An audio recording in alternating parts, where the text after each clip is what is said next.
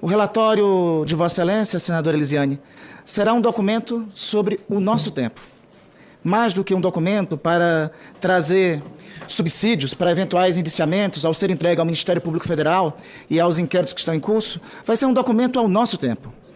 Os senhores Steve Levitsky e Daniel Ziblatt, na célebre obra Como as Democracias Morrem, destacam que, na contemporaneidade, a corrupção dos Estados democráticos de direito não ocorre como tradicionalmente, através de tanques nas ruas, ou como ocorreu no Chile de 1973, com o bombardeio do La Moneda. Ocorrem, lamentavelmente, essa é a constatação do nosso tempo, a partir da corrosão do seio democrático, por meio, às vezes, de líderes eleitos pelo voto popular.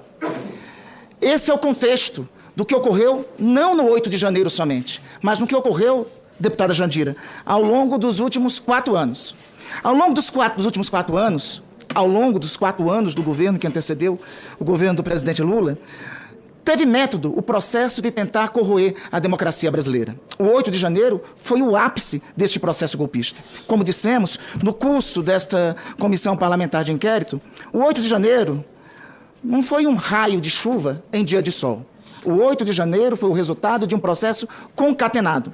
E que participaram do 8 de janeiro, precisamente, pessoas simples, como, para utilizar uma expressão também da literatura política, de Hannah Arendt, pessoas comuns que compreenderam, sobretudo pelo discurso e pela narrativa que receberam, que aqueles símbolos da República e da democracia brasileira constantes na nossa Constituição, o Palácio do Congresso Nacional, o Palácio do Planalto e a Suprema Corte, poderiam e deveriam, no dizer deles, serem destruídas.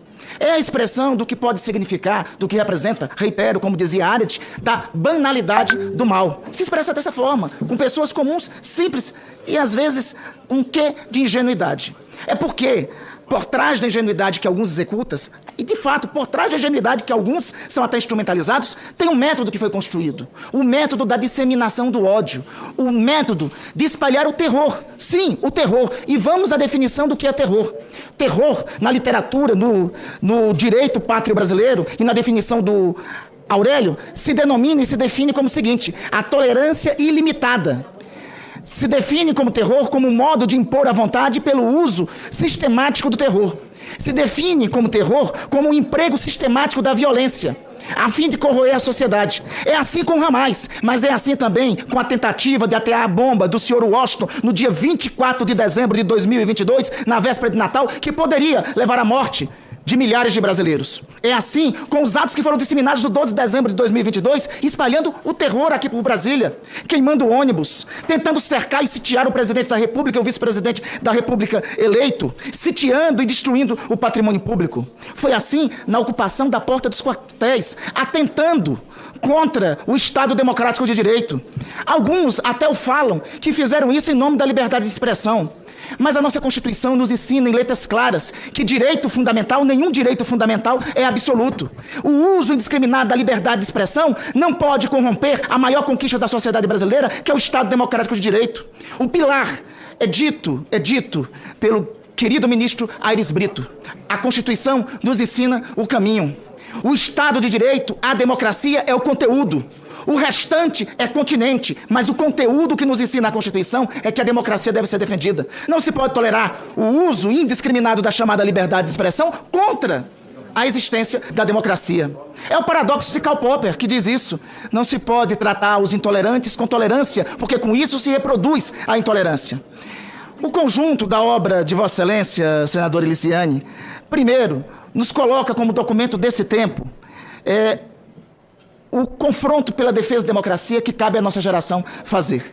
Ocorreu ao longo de 4 anos, mas ocorreu sobretudo depois do dia 30 de outubro, com o não reconhecimento do resultado das eleições e com os eventos que se seguiram até o dia 8 de janeiro, uma busca indiscriminada de derrubar o poder político eleito em 30 de outubro. Isso hoje já testemunhado inclusive pelo ajudante de ordens do ex-presidente da República, que chegou a testemunhar em delação dita que as Forças Armadas foram chamadas a dar o golpe, inclusive com o compadrio e o apoio, lamentavelmente, para a desonra das Forças Armadas, de um dos chefes militares, que não se concretizou. E é nesse sentido que se diga, nesse momento, um reconhecimento ao papel das Forças Armadas em não ter embarcado na aventura golpista daquele momento.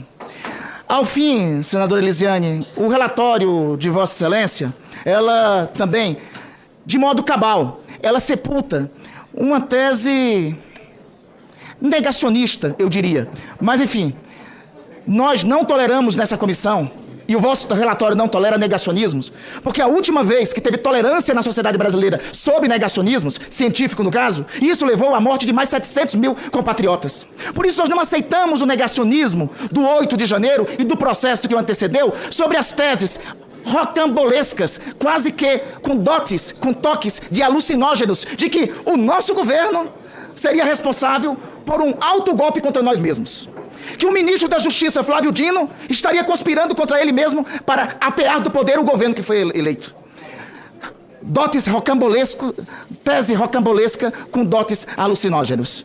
Isso é derrotado, sobretudo no relatório de Vossa Excelência, que reporta os fatos, reporta a realidade, resgata a realidade diante do negacionismo existente.